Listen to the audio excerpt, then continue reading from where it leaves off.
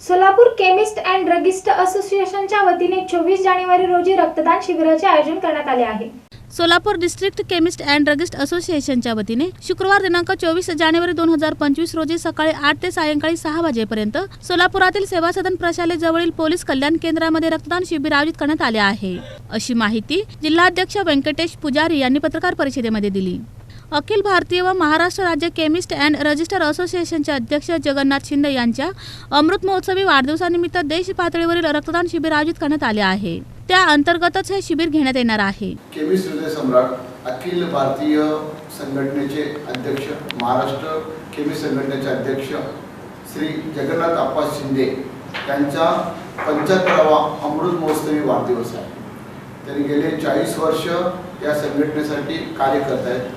या केमिस्ट संघटनेवर त्यांनी खूप काम केलेलं आहे।